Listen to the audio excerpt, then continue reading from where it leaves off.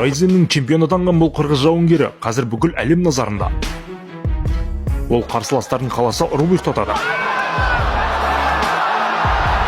Қаласа қылғындырып ұйықтатады. Жерге де қылауы мүмкін. Тіпті жолы болмағандарды рингтен көтеріп әкетіп жатыр. Өте агрессивті мәнерде төбелесетін оның бірде-бір қарсыласы тіпті жекпе-жек ортасына да жетпеген екен. Бүгін Ражабали Шайдуллаев жайлы айтатын боламыз.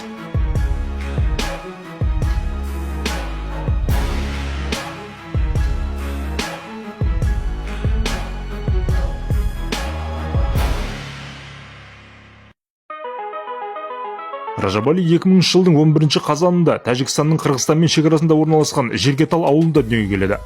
Орта мектепті сонда бітіріп, кейін отбасымен Қырғызстанға көшіп келген екен. Ұлтына байланысты сұрақтарға Ражабали мен қырғызбын деп қысқа ғана жауап береді. Енді бары білет та, мен қырғызмын. Өзінен бөлек 4 бауыры бар екен. Әкесі тракторшы болса, анасы үй қызметімен айналысады. Бала кезінен қолда-аяққа тұрмайтын Ражабали кішкене кезінен өз жаттыға бастаған екен. Алыс қашықтыққа жүгіреді. Ағаларымен бірге қолдан қапшық жасап алып соғады. Тастарды көтереді. Кейін 13-14 жасқа толғанда күрес залына бара бастайды. Қырғызстанға келген соң джиу-джитсу және грэпплингті дамытқан ол 18-ге тола сала кәсіпқой ММА-дегі мансабын бастайды. Бастапқы 6 жекпе-жегін Қырғызстанда өткізген Ражабали барлығын уақытынан бұрын жеңеді. Және кейбір қарсыластарын нокаутпен де жеңіп, өзінің жан-жақты дами бастағандығын көрсетеді. Міне достар, Ражабали Шайдуллаев дегеніңіз осындай екен.